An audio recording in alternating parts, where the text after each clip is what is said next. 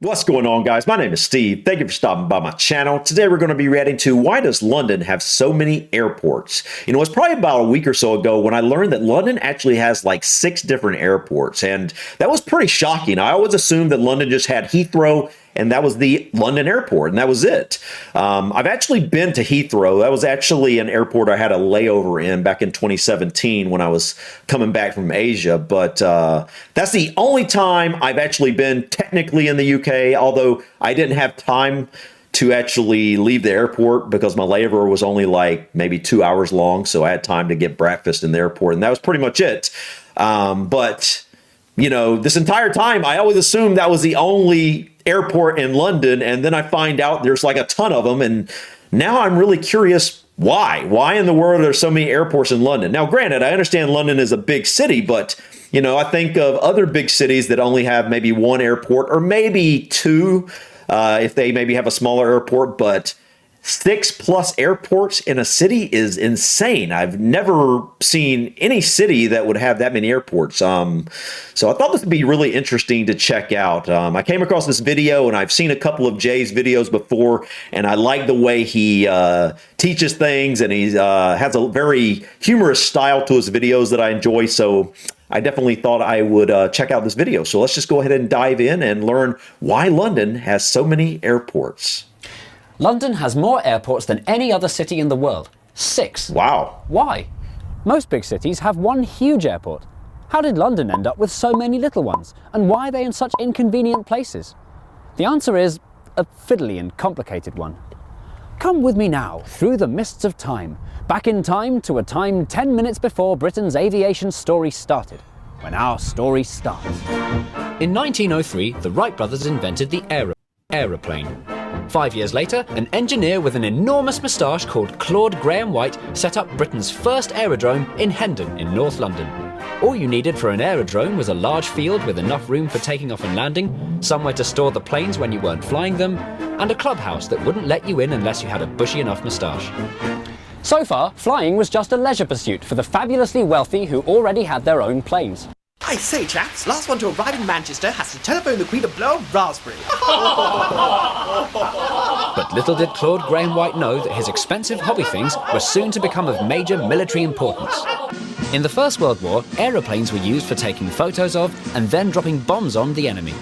The newly formed Royal Flying Corps took over Hendon and started building new aerodromes all over the southeast. Britain was in a grip of plane mania. Or plania, if you will. Shut up. It was clear after the war that planes were going to play a huge role in the country's future. But predicting and sensibly preparing for this future was harder than you might think. Some experts thought the plane would go the same way as the car, smaller and more affordable, and that everyone... Whoa, what was that? Is that a flying bus? Is that actually real? There's no way that's real, man. and more affordable, and that everyone would be flying their own private planes around, just like Biggles. Biggles. These serious plans from the 1920s and 30s showed just how wrong it was possible to be. This is my favourite one. In 1931, there was a genuine plan to build an aerodrome right here in the middle of London, on the rooftop of King's Cross Station. It would have had 6 runways facing in all directions, with planes taxiing round the outside like an enormous bicycle wheel. Wow. The idea was people could commute to central London by plane. It seems ludicrous now, but 30 years prior to that, the idea of flying at all was pretty insane, so this wasn't much of a stretch. What actually happened was planes were getting bigger and could travel much longer distances. Civil aviation was about to take off. In 1920, Whaddon Aerodrome transformed itself into Croydon Airport, London's first terminal for passengers. Suddenly, you didn't need your own plane to fly. All you needed was loads of money. Croydon Airport had a terminal building, a solid tarmac runway, a control tower, and a hotel. It was the jewel of South London, the gateway to the empire. Claude Graham-White got jealous and wanted to cash in, and he transformed Hendon into a proper airport too.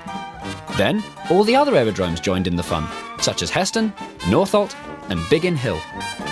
London had an exciting new industry, but things were about to speed up and get serious all over again for World War Round 2. The The Royal Flying Corps, which by now had the much catchier name Royal Air Force, needed to build even more air bases to defend Britain from the Nazis. Once again, it was war that sped up progress and changed the map of Britain forever. Wow. Thanks to the war, even more people would now be able to fly, as planes were bigger, faster, and cheaper. They'd stopped sounding like this and started sounding like this.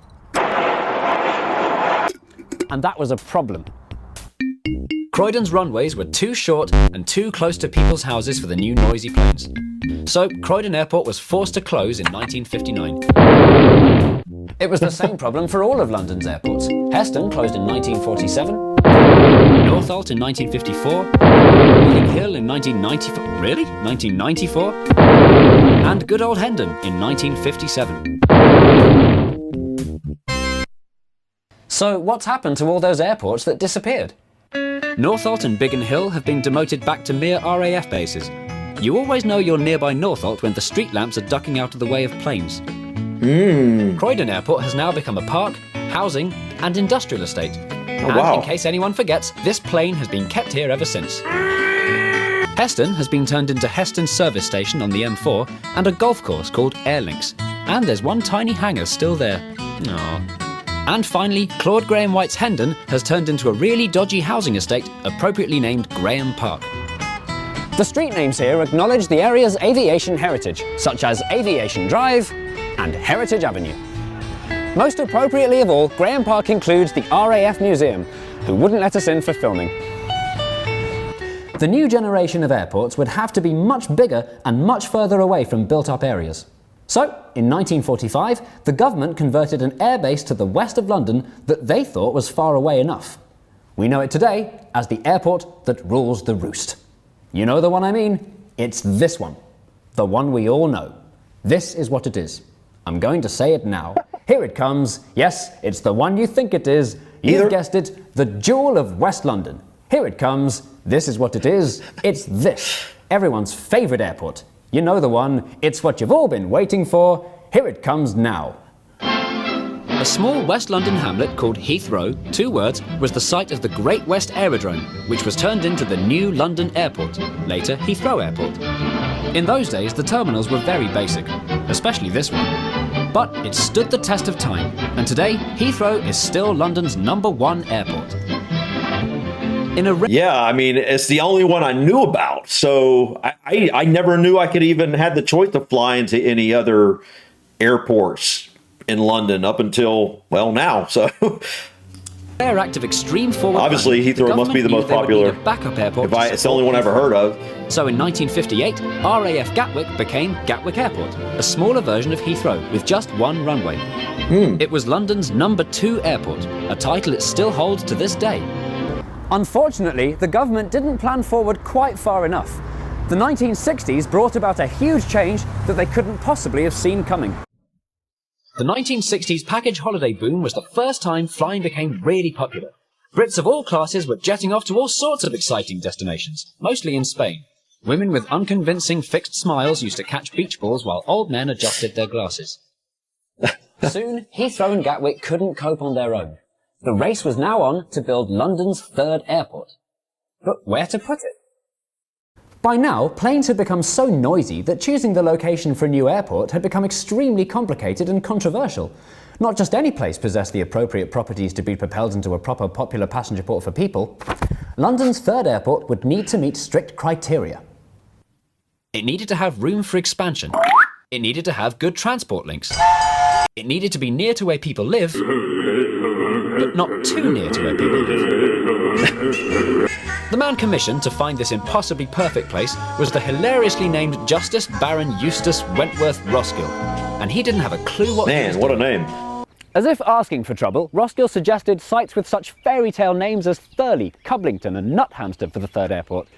Naturally, the no-nonsense, no-noise, NIMBY, naysaying neighbours said no. So Roskill then considered putting it here. On the Thames estuary. The government said, that's a stupid idea. Building an expensive airport in the middle of the Thames estuary in the middle of a recession? Ha! Ludicrous.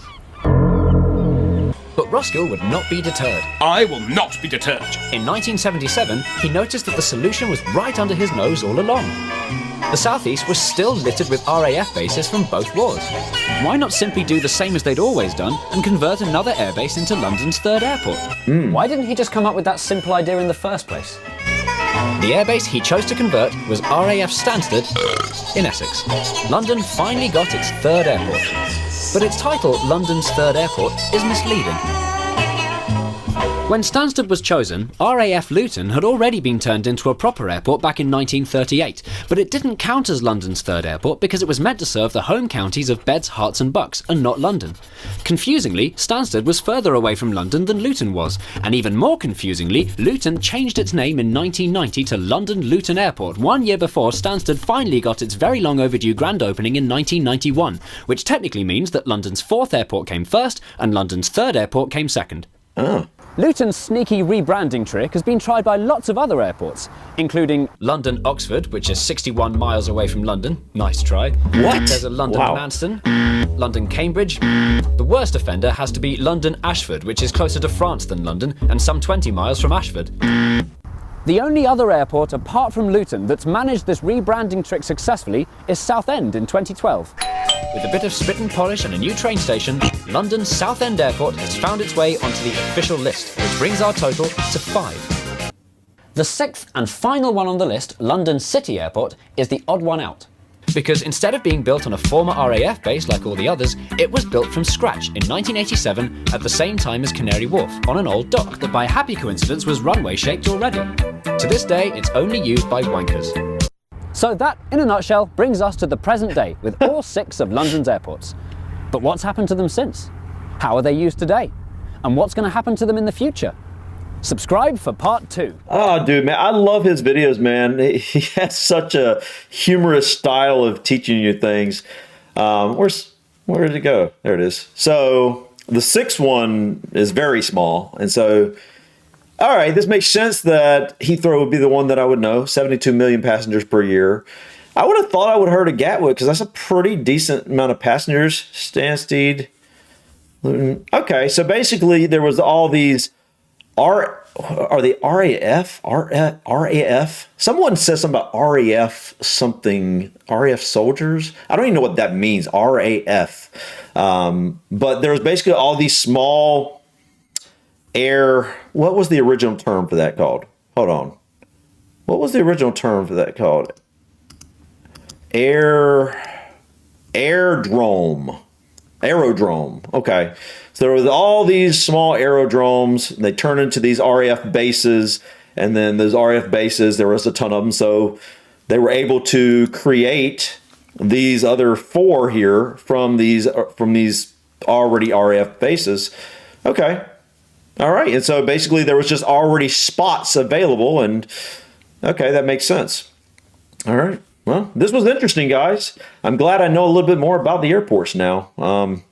I'm guessing when I come to London area, I'm guessing I would fly into Heathrow probably, or maybe this Gatwick. I'm going to look into Gatwick, especially. I'm going to see where that's at exactly around London, so I can kind of get my bearings about myself, so to speak. But yeah, guys, thank you so much for stopping by. Please click that like button. Feel free to drop your comments or suggestions about this video or others. And don't forget to subscribe and continue to follow me on my journey to discover my British and Irish ancestry. Until next time, guys, peace.